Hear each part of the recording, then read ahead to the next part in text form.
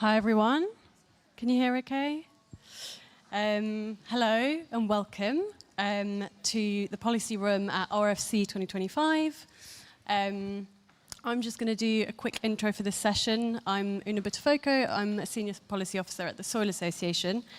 This room is co-hosted by Sustain, the Alliance for Better Food Farming and the Soil Association. We're really delighted to be presenting this session, which is about culling cows and eating insects, unpicking food and farming misinformation, and it's going to be chaired by Hazel Healy. We've got about 45 minutes together. The way that the session is going to run is there will be an opening discussion led by the chair with a 30-minute Q&A. Because the session is being live streamed, we're also going to be taking questions from online viewers. Someone in the room's got an iPad to monitor that, so we'll have both in the room and online. And during the Q&A, if you can please just keep your questions really concise and respectful, just to make sure that we can hear from as many people as possible. For those who are in person, there'll be a roving mic, so please do wait until that's reached you before you start talking. And I think that's it. Without further ado, I'll hand over to our chair. And thanks so much for joining us. I hope you enjoy the session. Thanks, everyone.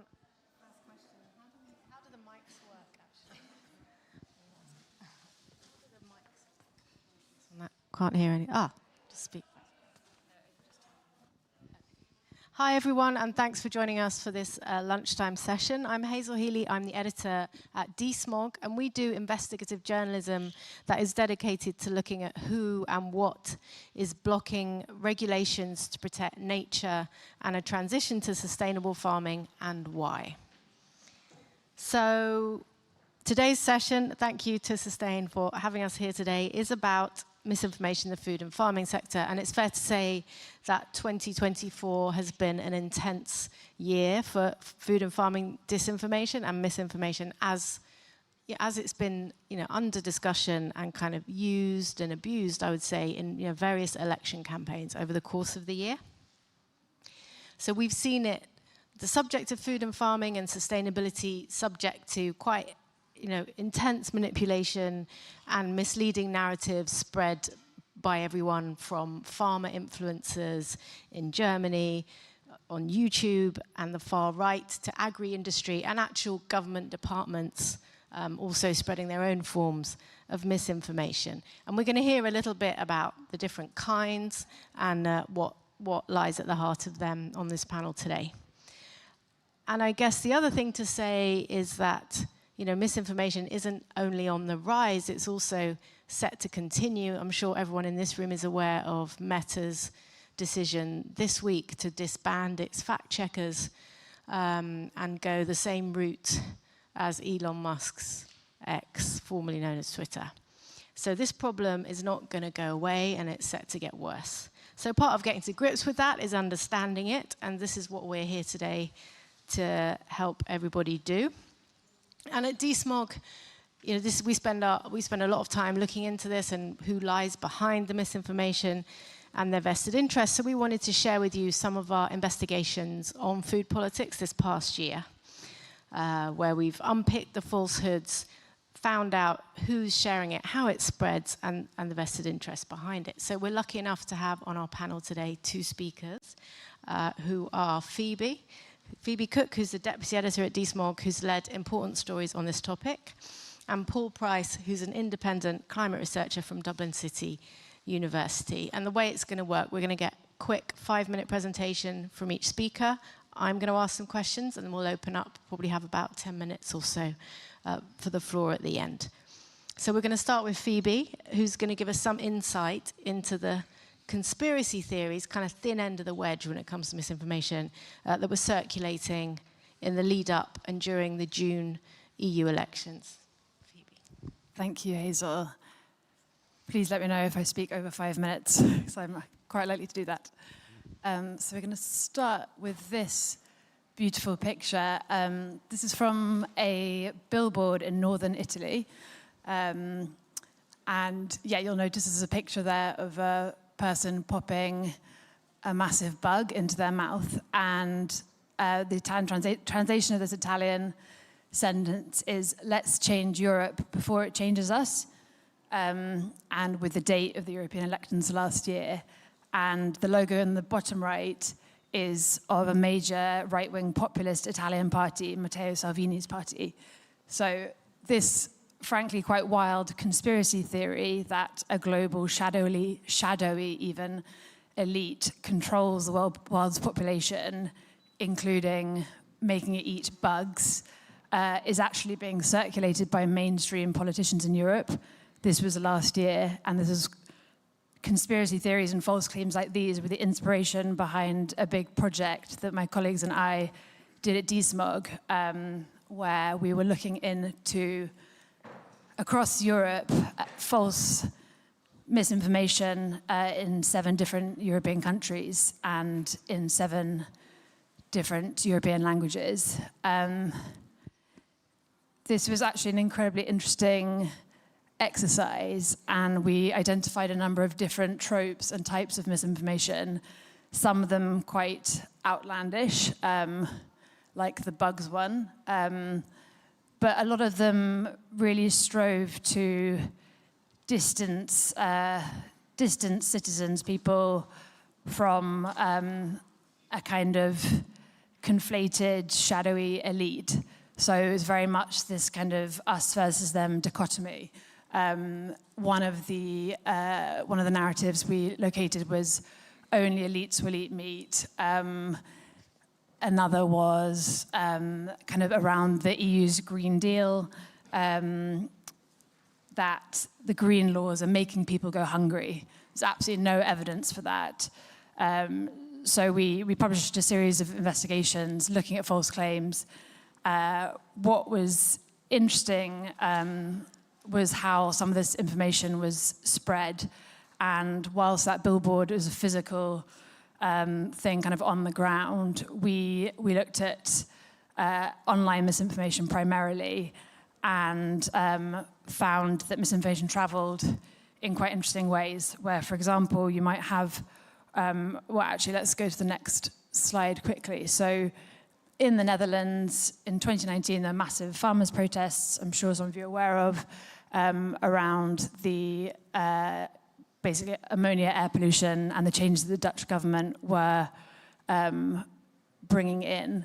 And these were partly weaponized by the far right and right-wing interests, including by this woman on the right, Eva Vladingerbroek, who is a young Dutch far-right activist who is very powerful in 2019 and now, and has an incredibly well-connected kind of international network. So she's a regular guest on US conservative media shows with Tucker Carlson there.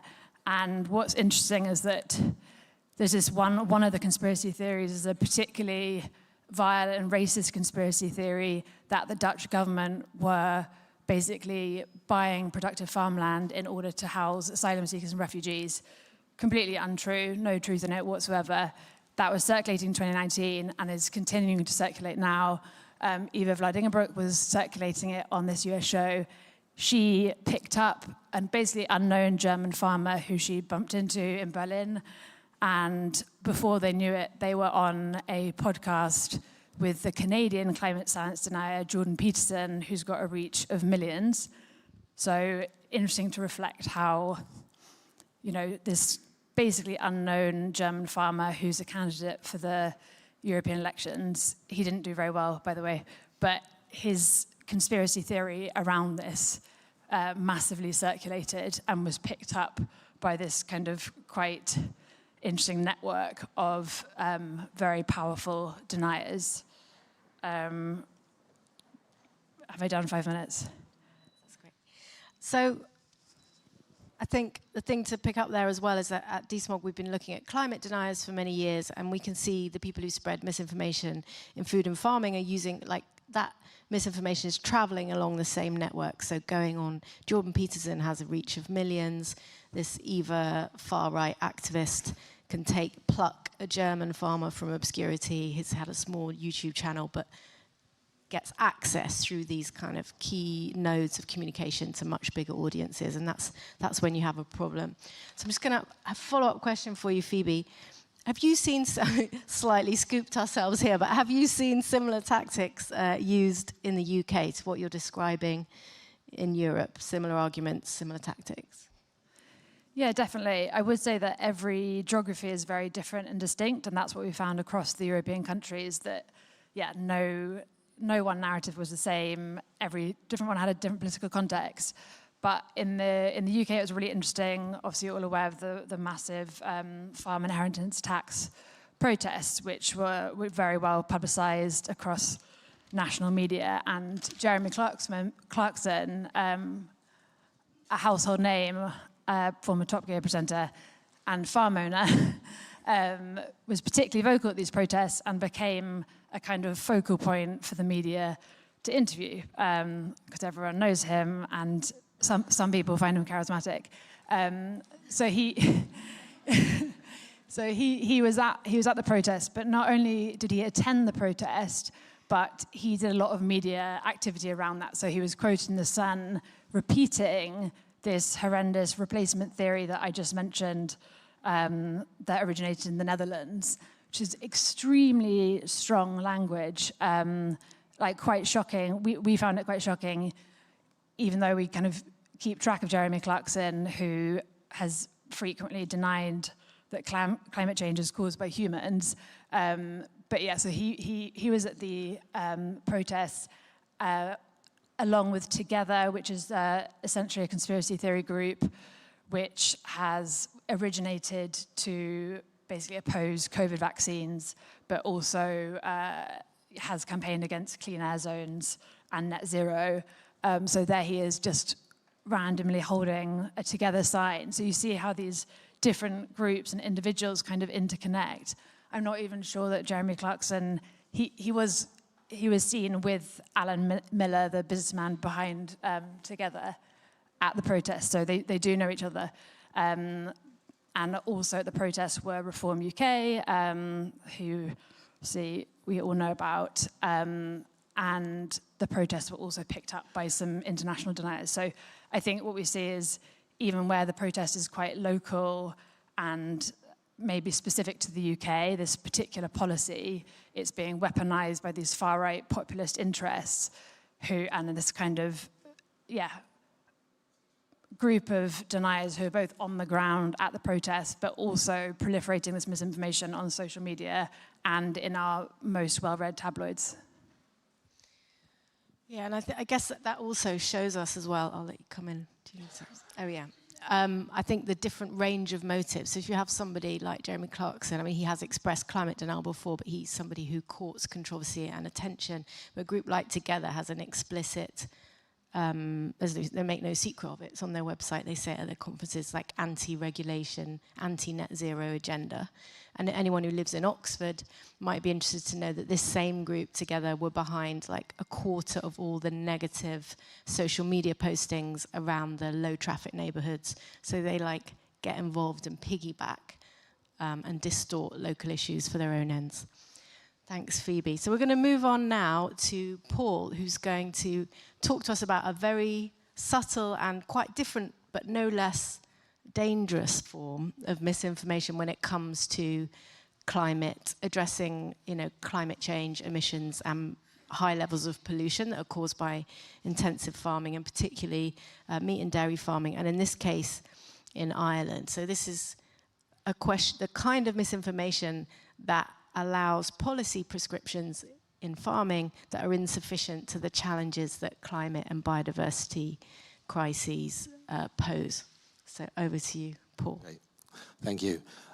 So here, just to give you a kind of a sense of where Ireland is at now, the two bar charts on the left compare Ireland, which is the extreme left in each case, with Denmark, the EU 27, UK, and Germany.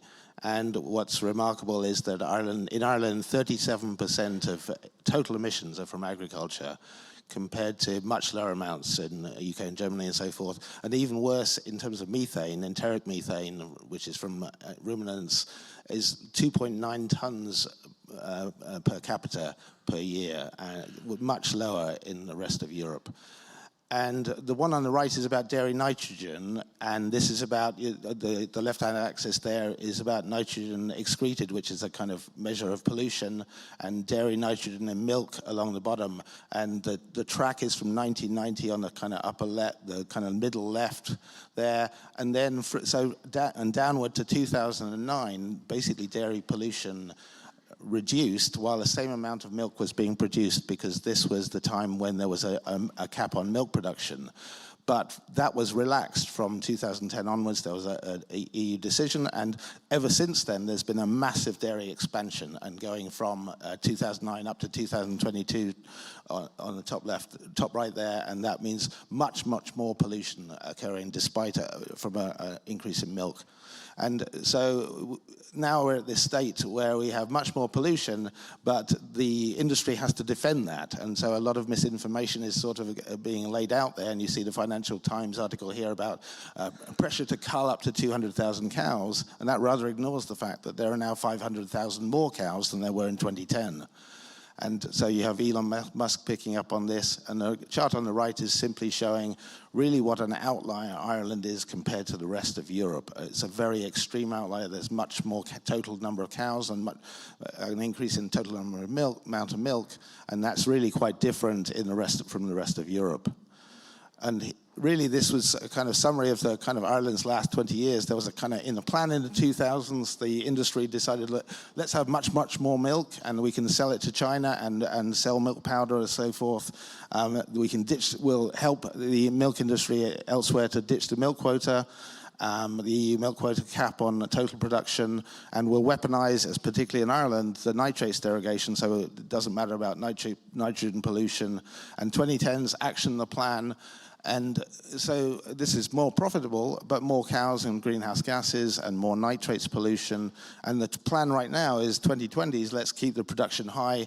We'll ignore that past expansion, demand more money to deal with red tape, which is necessary because there's much more pollution, and really delay any regulation. And on the right here, you see the chart of methane and total methane going up. And there's a big bet on food additives, a kind of pretense that feed additives will solve the problem of methane, which they almost certainly will not, especially by 2010. And so one of the things that DeSmog has worked on, and I've helped to research really, is this map of an influence map of Ireland's food and farming processor lobby, and you see the trade organizations on the left, particularly in dairy, fertilizer and feed, and connections to Europe, and then the farm lobby really at the center of all of this, and on the other side, universities, state agencies and government are all kind of part of this system. So you have a sort of nation-level, effectively misinformation system, and the one that's picked out here is where the red lines are coming from is Teagasc, the state advisory agency, who are given expert status and supposed to be neutral, but you can see the level of connections they have across to the meat and dairy processors particularly. And so there is a kind of a sustained level of false information which really reduces any move to regulate or to go in a direction which is genuinely more sustainable. Thanks. I just ask you to clarify, do you remember the origin of the culling cows conspiracy? Because that's another one that went global and popped up on Fox News and in various other places. Well, I think it is to cover for what has happened. It's to deflect from the idea, to kind of totally ignore the fact that there's been this massive increase in the number of cows. And so what's that is cull the cows sounds like, it's that kind of conspiracy theory that all environmentalists want to do is get rid of all animals and all cows from the system. Whereas in fact what's happened, and I don't think any environmentalists are saying that at all, environmentalists have been pointing out that this is going to go badly wrong. And that's what environmental NGOs have been saying. It's what certainly academics who are best informed on climate and pollution issues are saying, is that really what was going to happen in 2010 was always going to be bad, and so it has proved. And now they're in a situation where effectively dairy farmers and farming has been said to go in this direction. It's completely unsustainable, and so these kind of conspiracies like cull the cows are kind of deflection information to avoid looking at the real issues and to do things in a system level sense in a better way. Yeah, so actually, DeSmog looked into the origin of that particular conspiracy theory, and it's a little bit convoluted, these things are, but if you stay with me to get a sense of how these things start.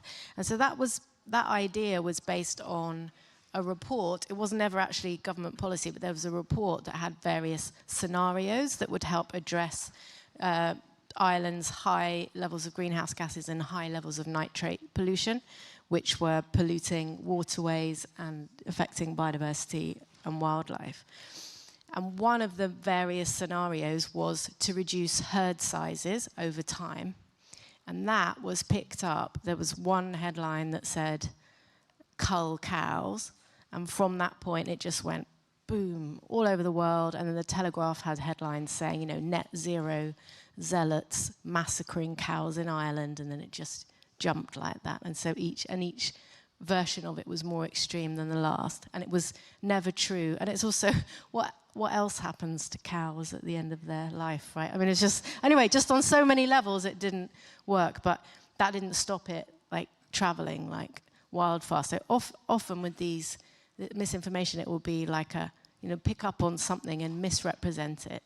And that's often how these things start. So at the heart of the misinformation, I think that helps, is a kind of scientific bias in Ireland, which basically says that as long as you are more efficient and you use less greenhouse gases per litre of milk or per kilo of beef, then your greenhouse gases will go down.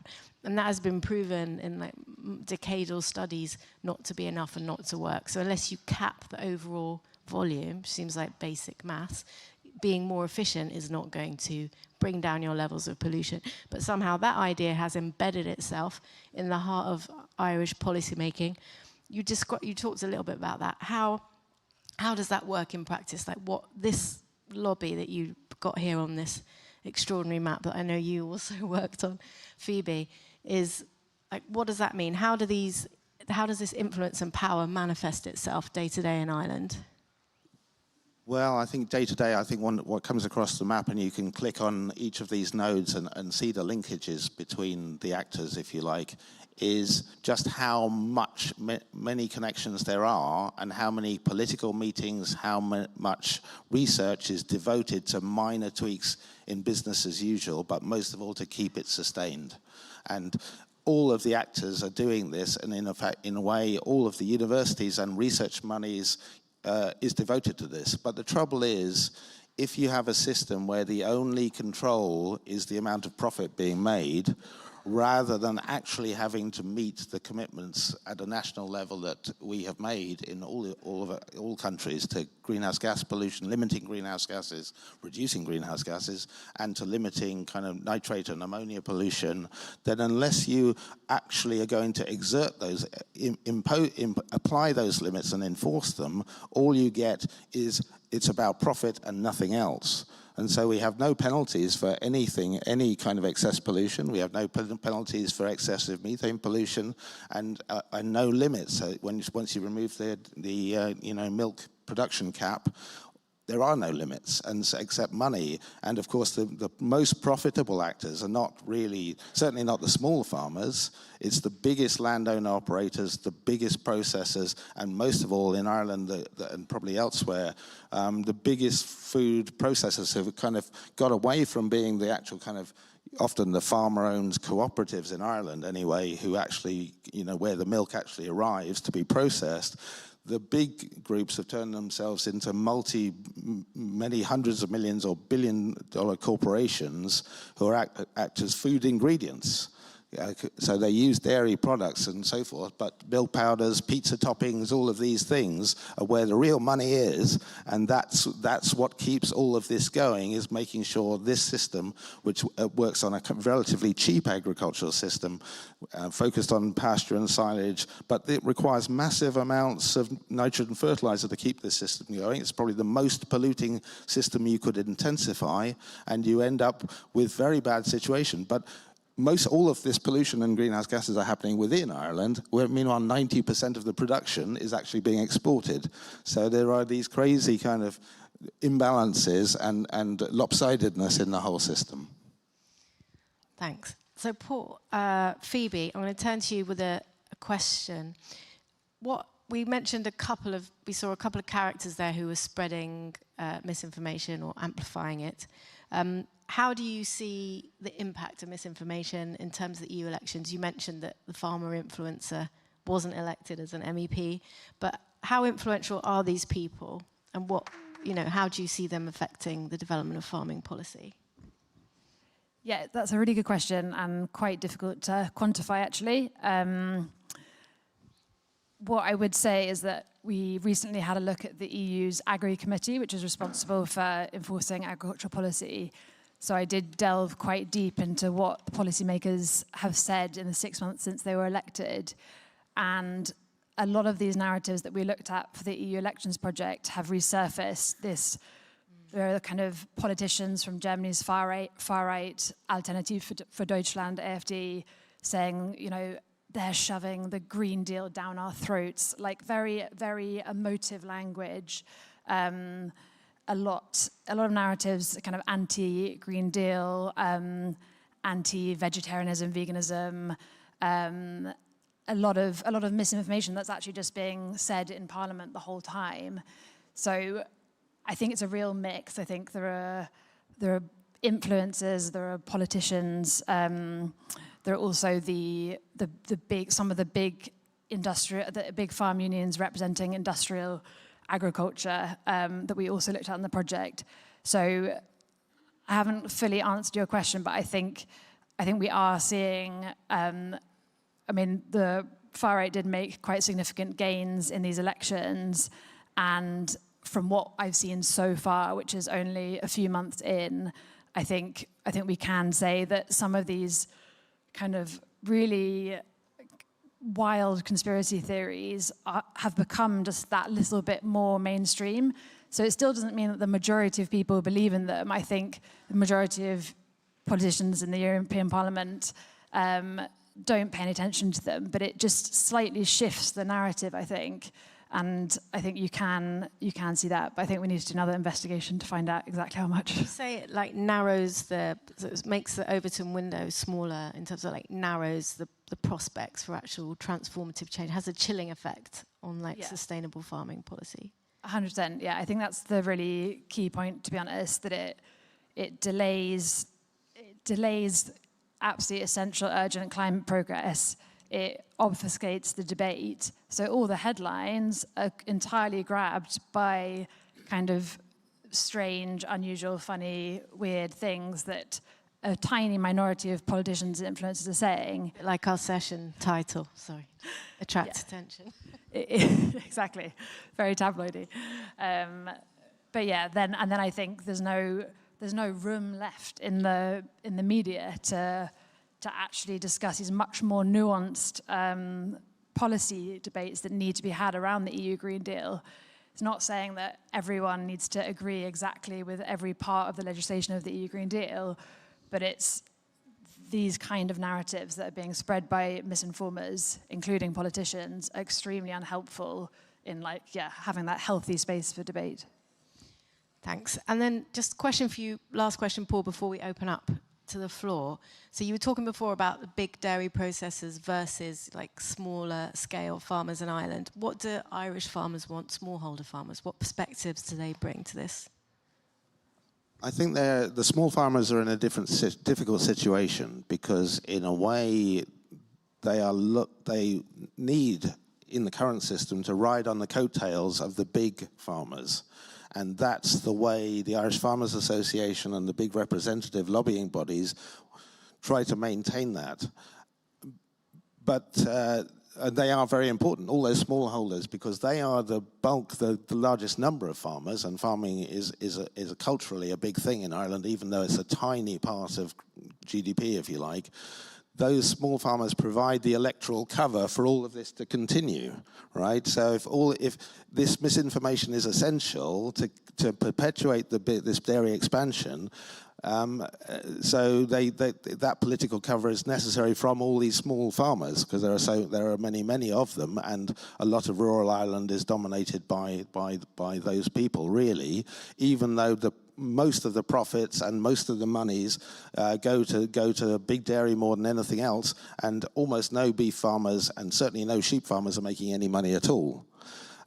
So and the trouble is right now, especially, is the dairy farming is taking over, into dairy beef terms, taking over from those small farmers who traditionally were supplying, suckler beef into kind of livestock meat processors. So the dairy farming, big dairy is effectively taking over from them, and so that creates a potential of political issue, and it means even more misinformation to make sure that this system kind of perpetuates while it can, and delays regulation and delays the idea that from small farmers that they better step off these coattails if they're going to have a future at all. And so the way things have gone in the last 12 years is in a way completely the opposite of transition towards the kind of farming future that would be resilient towards climate and geopolitical impacts, which we're seeing more of. And so it's a very difficult situation now. All those decisions have been made to go in this direction, to go the other way, and everybody is in a bind. And so because this is kind of gone full scale in this direction, it's very hard to change around, even though this was always a bad way to go. And now that's why this level of misinformation from even state agencies and supposedly expert people, and the level of capture of academia is really about sustaining this system, and that's really certainly doing small farmers no good, and certainly the future, when you look towards 2050, about how we're going to have an agri-food system, and I think this is true for Britain as well, and other countries, is how are we going to have an agri-food system that really is stable in the face of the kind of immense challenges and climate breakdown that we face. And really, we have to kind of wake up to this misinformation and address it full on. And governments have to be doing much more to address that, I think, because otherwise we get into these crazy situations that we have in Ireland, for one. Yeah, and I think it was in your reporting, Phoebe, that small farmers said they felt trapped in a sort of treadmill of productivity. So they had to keep producing intensively because the price of milk was so low, but they actually, even though they wanted to transition to something more sustainable, they didn't feel financially able to do so. Okay, so we're going to open up at this point for questions from the floor and also online. And I think there's a roving mic.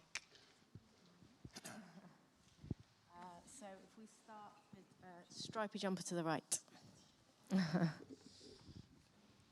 Thanks very much for the talk. I'm Andrew from the Eating Better Alliance, and we're interested in narratives around meat and dairy, so very interested to hear what you've had to say. And I think part of the problem is a bit of the failure of the left and progressive movements to kind of stand up, as you said, Paul, at the end there, about governments doing more. And I think disappointing to see Keir Starmer cozy up to Maloney on immigration, but also write articles in The Sun talking about climate zealots, much like Jeremy Clarkson.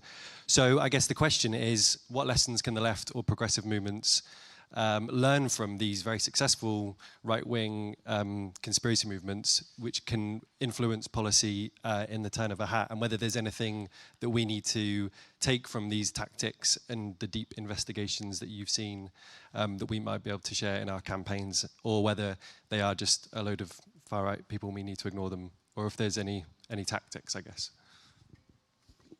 Did I want to take that question, or I can take it if you're not? Okay.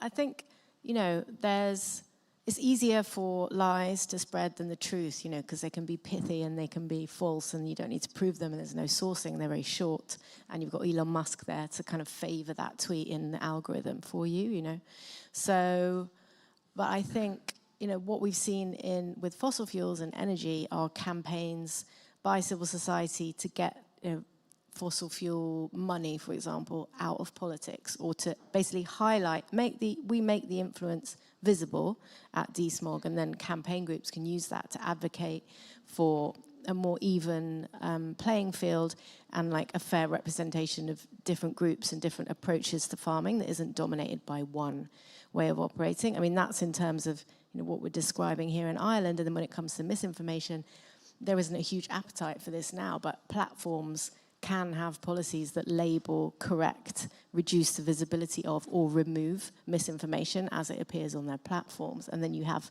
press regulators who are supposed to do that when false information is willfully spread. Again, not well enforced, but there are accountability mechanisms that should be working harder to protect against misinformation, and then and fight back, advocate against the kind of business lobby and its power and control. Do we have an online question to be? No. It was sort of the same question from Beck. It said, what can we do to battle misinformation? Yeah. So take this one from, a question from any women in the room. Let's thank you.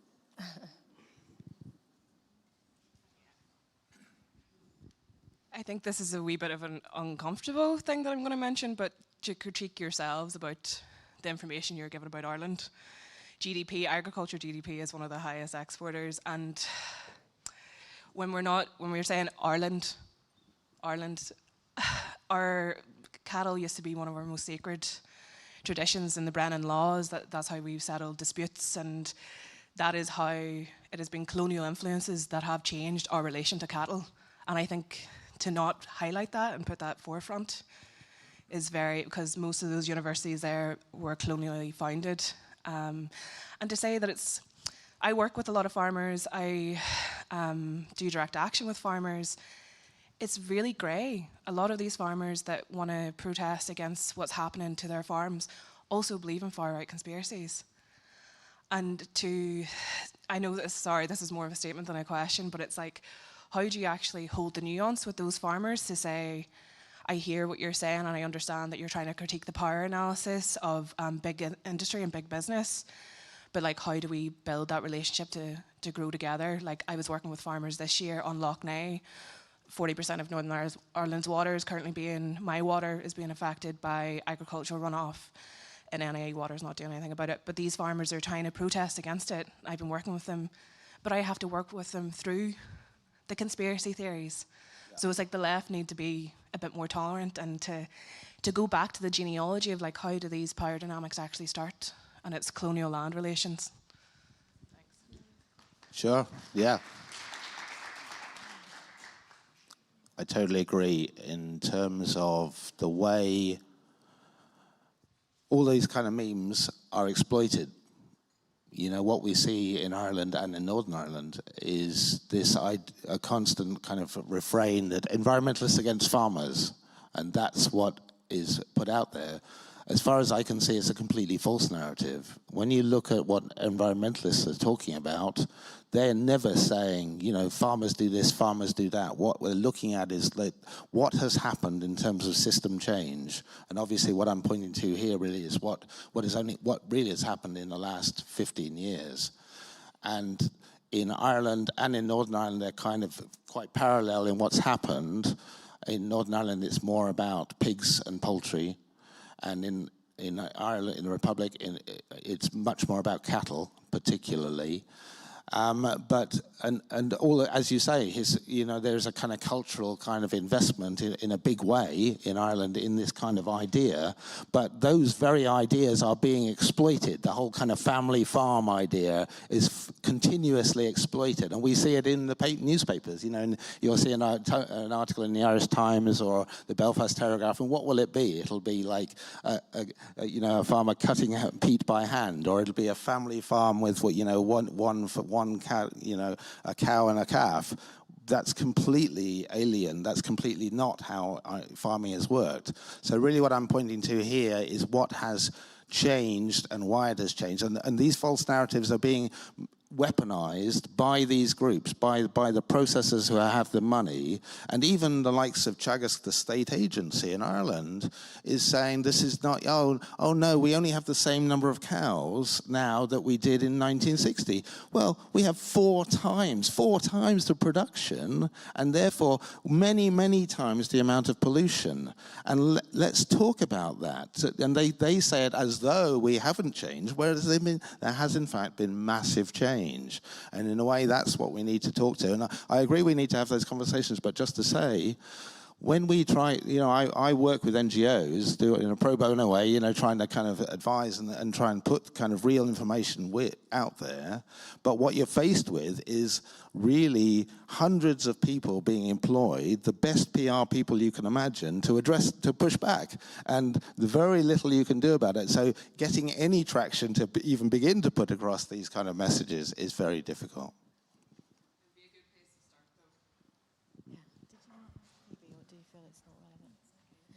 Yeah, I think I would also add, like at DeSmog, that I didn't go into it because it's quite technical, but we do distinguish between disinformation, which is when you spread misinformation on purpose, and misinformation, which is you may not know that it's wrong when you spread it.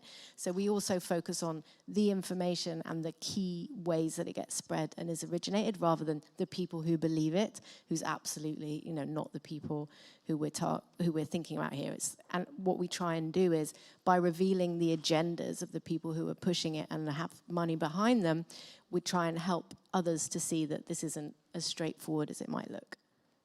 So that's how we try and handle that. Right, let me just see how much time. Okay, we've got 4 minutes left. We have one online. Question online? Okay. So we have a question from David. What future do you see for transitions to youth-led farming, and what are the differences in misinformation between generations?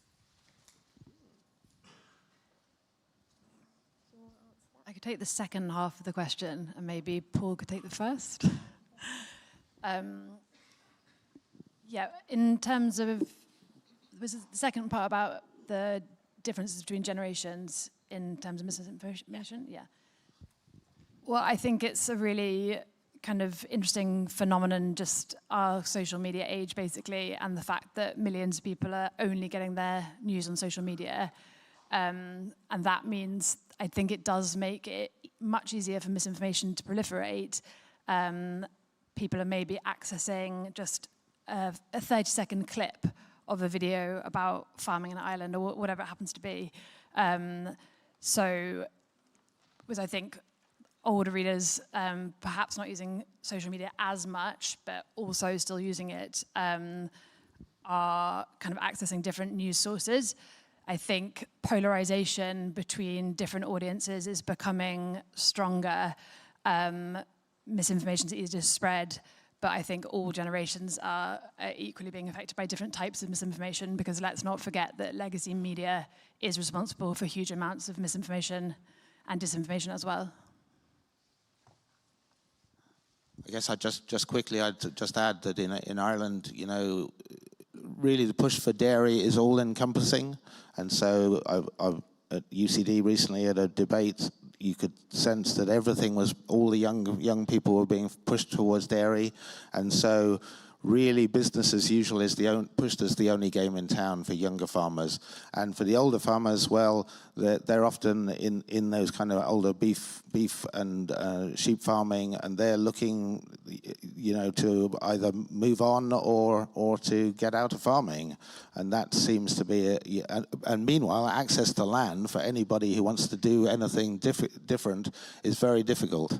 And so land prices are huge, and the dairy and the same inheritance tax problem we issue, those kind of serious issues that kind of obstruct younger farmers and people who want to do things differently, to farm differently, from getting going at all. And so the situation is really quite difficult because of business as usual doing what it does. Do you detect a desire for more sustainable ways of farming among younger people, or is that not something you've seen in your... Oh, certainly there's like a group, Talamh Bio, a group which are really, maybe someone from Talamh Bio is here, are definitely trying to do that, but it's quite restricted, and because the access to land is so difficult, The farms are quite small, and so what I try to focus on is national level. What are we going to do? And really, that requires governance decision making that is going to kind of actually try to meet our commitments, and then that would actually spur a different kind of farming in just the way as by ignoring those commitments, we've actually completely gone in the other direction. And if we did what we were supposed to be doing, if we outlined that, then that would chart a better course for all of us, younger farmers included. Yeah, so clear policy directions would create that space and enable younger people to follow a different path. We are going to have to stop now because we're at the end of our time. I wanted to thank you all for very thoughtful questions and reflections. And I think, not to end on a depressing note, that actually having these kind of public conversations about misinformation, where it comes from, how it spreads, who's behind it, are so important, and just one of the ways we can tackle it. We've got a URL there which has a lot of the references that we've made to investigations and to the work that Paul does. So if you take that down, you can peruse those in your own time. We are journalists, so tips. If you see misinformation, you see things you think we should be investigating, let us know. And then finally, we just need to say a big thank you to our panel for speaking to us today.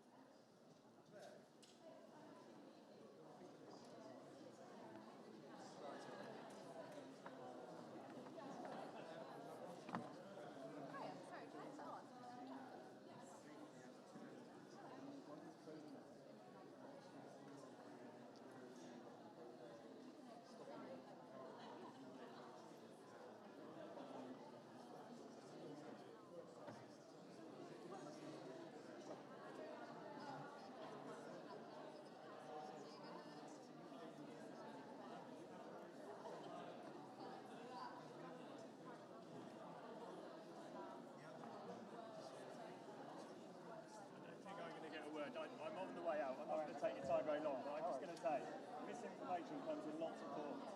What she said about you can't reduce emissions from cows by being more efficient is just absolutely loads of crap. You have more efficient fertility, you make glasses, more lactation. Well, that's what she said. So, yeah, okay. So you have to be very careful. I'm a beef and sheep farmer. I've nothing to do with dairy. My son's a dairy consultant and vet. And efficiency, I'm not talking about...